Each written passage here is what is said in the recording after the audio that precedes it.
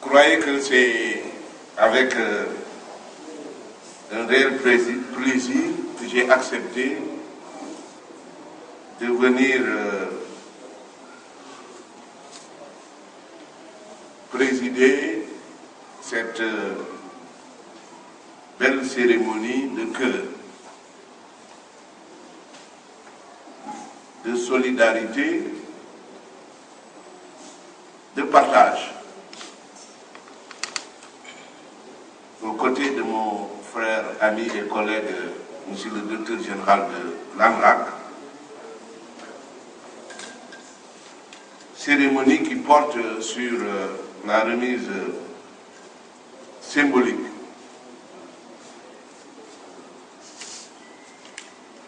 de tôles, de paquets de pointe, mais également de vivres au groupe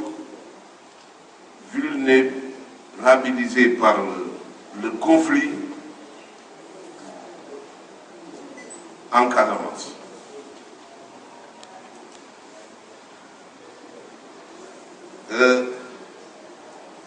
Nous nous félicitons une fois de plus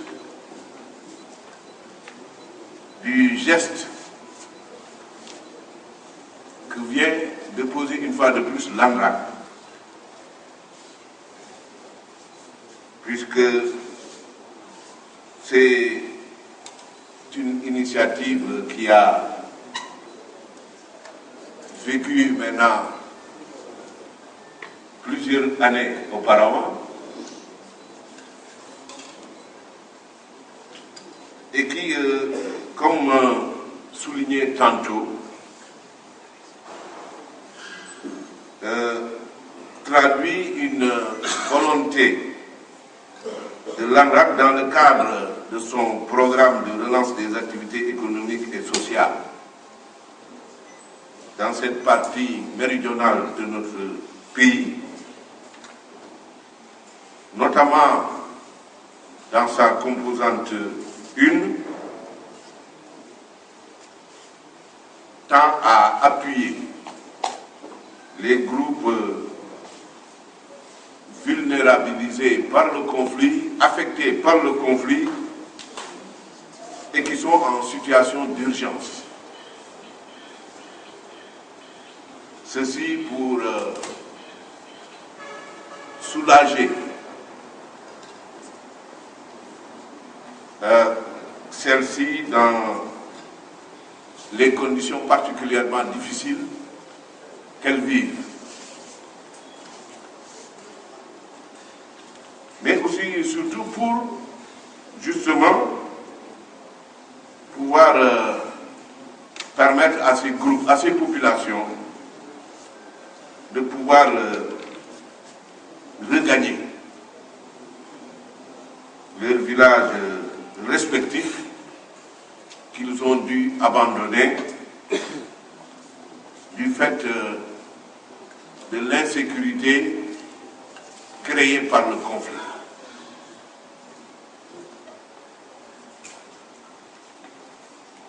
Cette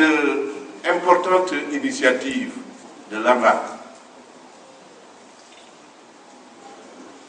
est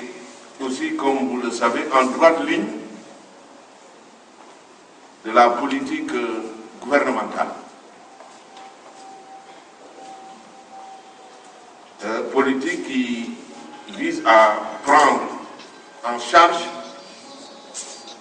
cette situation vécue douloureusement par ces populations déplacées, à travers donc la mise en œuvre de politiques visant à faciliter à ces populations leur retour dans leur foyer.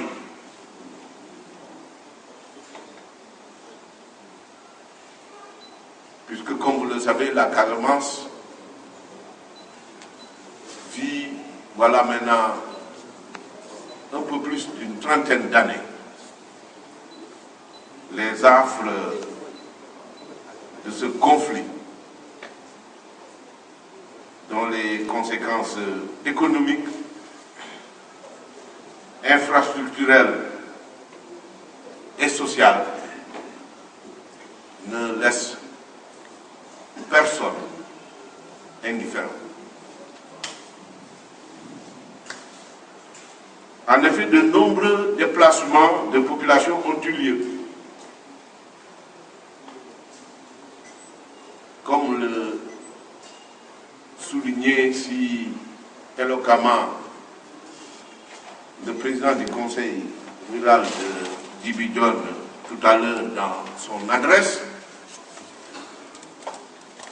en rappelant que sur un peu moins de 60 villages que compte sa communauté rurale, presque le tiers, ou près du tiers, de ces villages-là ont été désaffectés par les populations du fait et à cause de ce conflit.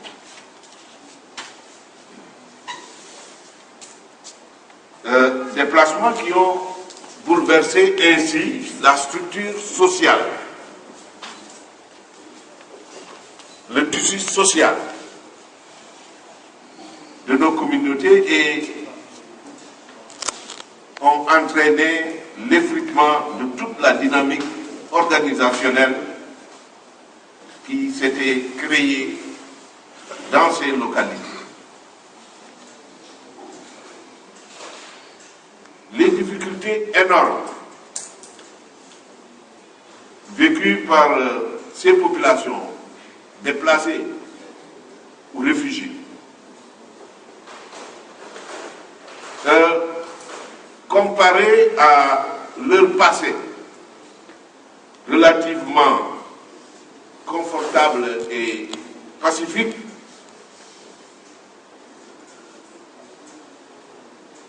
et sont d'origine, sont de nature à entretenir dans les cœurs et les esprits de ces populations ces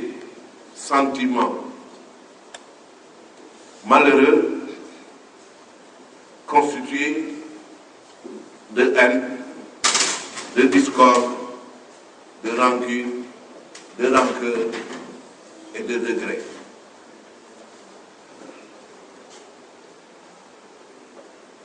Et c'est justement à l'égard de cette situation que le geste que l'ANRAC vient une fois de poser cette année, ce geste de haute portée humaniste, ce geste de cœur de solidarité et de compassion à l'égard de ceux qui souffrent,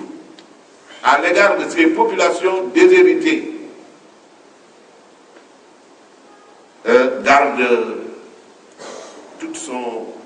importance et sa grandeur. Et je voudrais,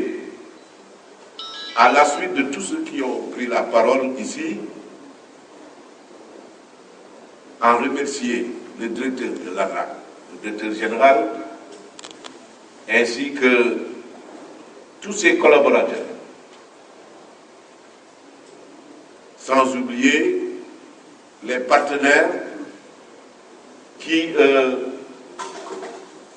à leur côté, de près ou de loin, les accompagnent dans l'accomplissement de cette mission sacerdotale. Mission qui rentre dans le cadre des activités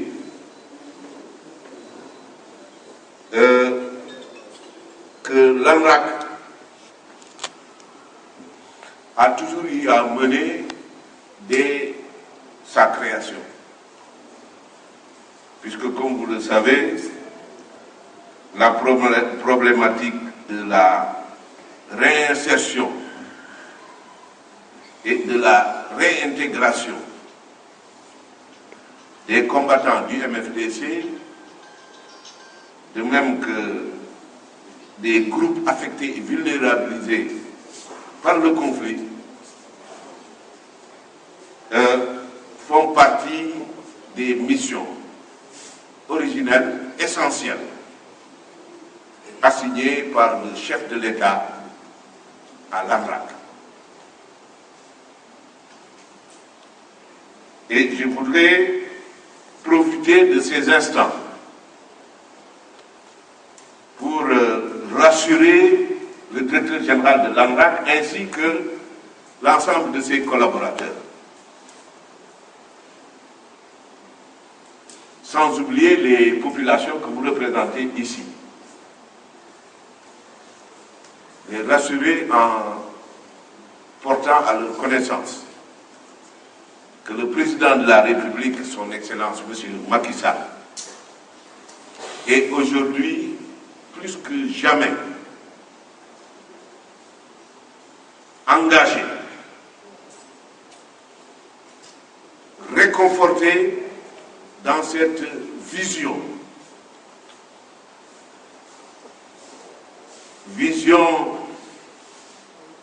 que l'ANRAC a été jusqu'à présent chargé de traduire en actes et de mettre en œuvre.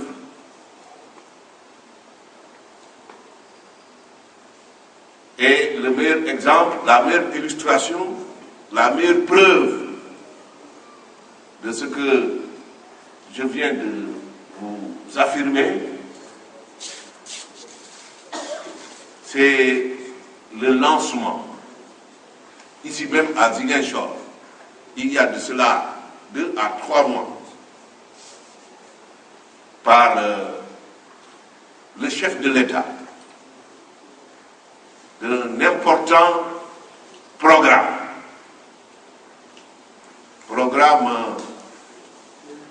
appelé Projet Pôle de développement de la Casamance et qui ambitionne de renforcer l'ANRAC dans l'essentiel de ses missions originales, avec en sus la prise en charge d'autres aspects, d'autres facettes essentielles et déterminantes pour la promotion ici en Casamance d'un développement durable. Et de ce point de vue, je sais que les moyens qui vont être répartis et surtout ceux qui vont être destinés à ce programme de réinsertion et de réintégration vont s'accroître de façon considérable pour permettre à tous ces flux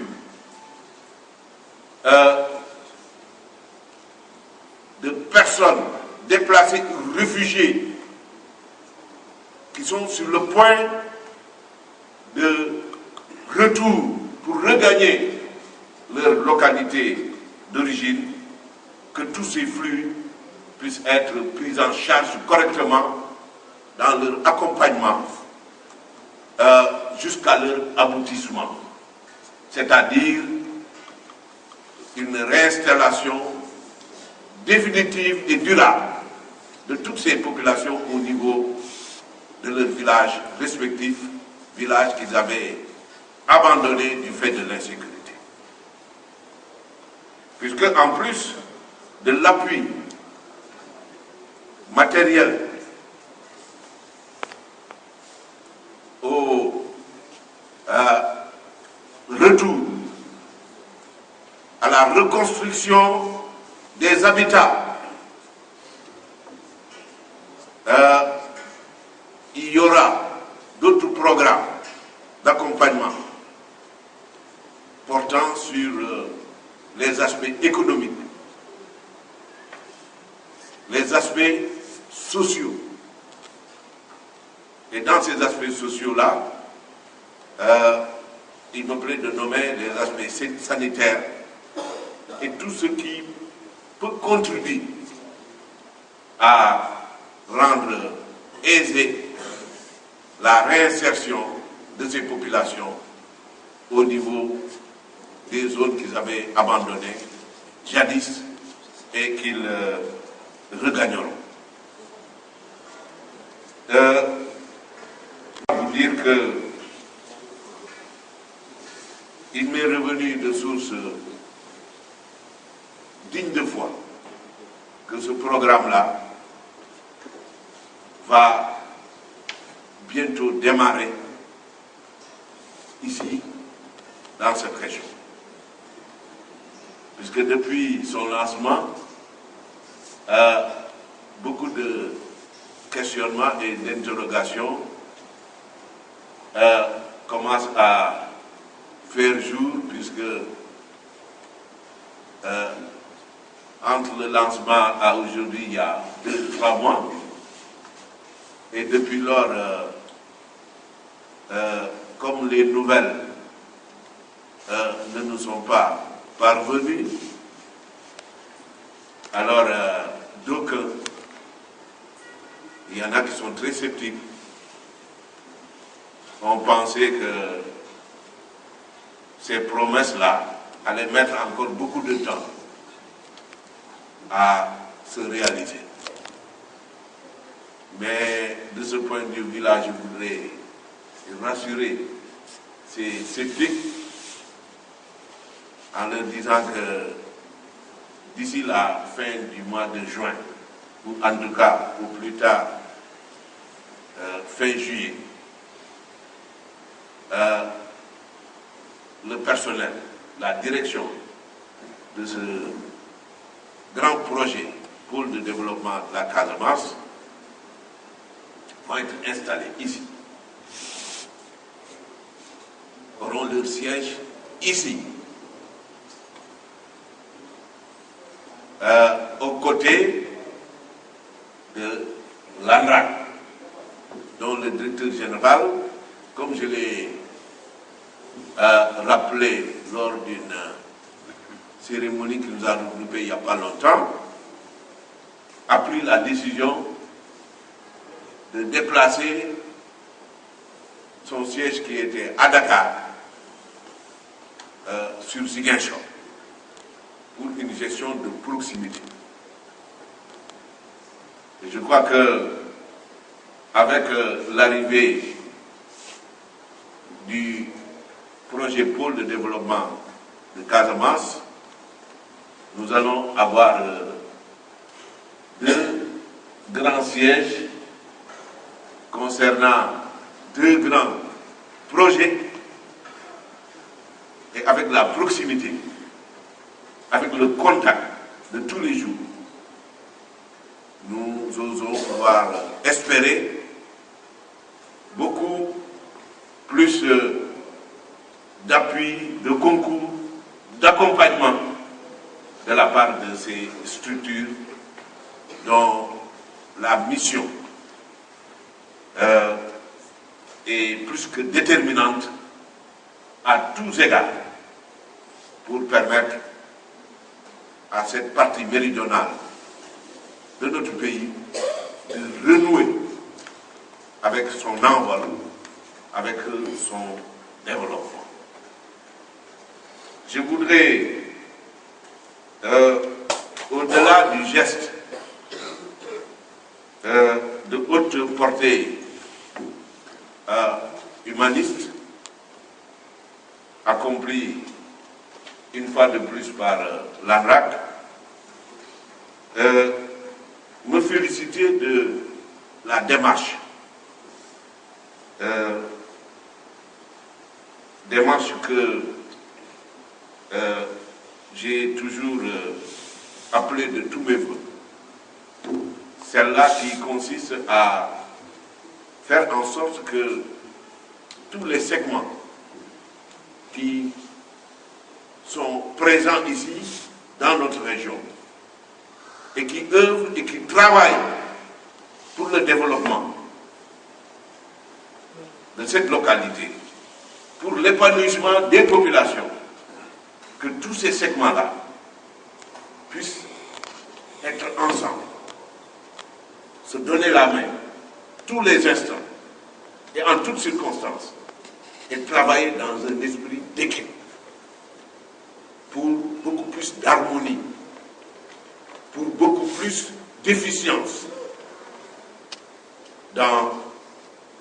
ce qui nous réunit ensemble et que nous partageons en commun, c'est-à-dire l'épanouissement et la promotion de nos populations.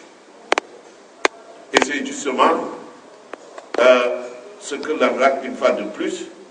vient d'illustrer en conviant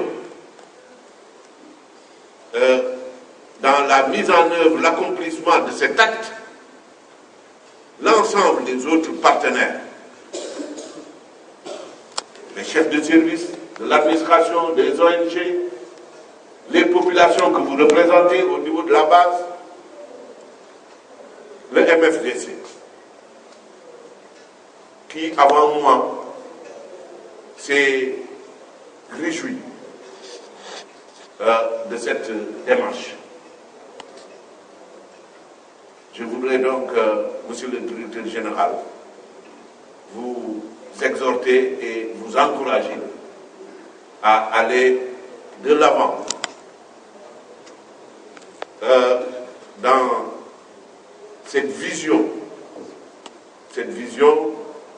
dans cet esprit, pour pouvoir rendre beaucoup plus efficientes les actions que vous aurez à mener.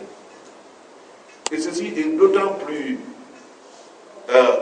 important que, comme l'avez-vous tous signalé ici, nos moyens respectifs, ces moyens-là mis à notre disposition, à nous tous, chacun dans le domaine qui le concerne, sont nettement, ces moyens-là, en deçà de ce qu'il nous faut, compte tenu de l'ampleur de la demande et de l'étendue des besoins. Donc le meilleur moyen, la meilleure démarche pour parer à la modicité, à la faiblesse de ces moyens-là, c'est leur mise en commun. Leur mise en commun pour que, ensemble, avec tous les autres acteurs, que nous puissions réfléchir, harmoniser nos points de vue et agir ensemble. Et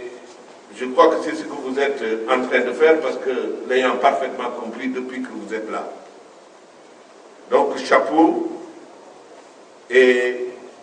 bonne continuation sur ce chemin.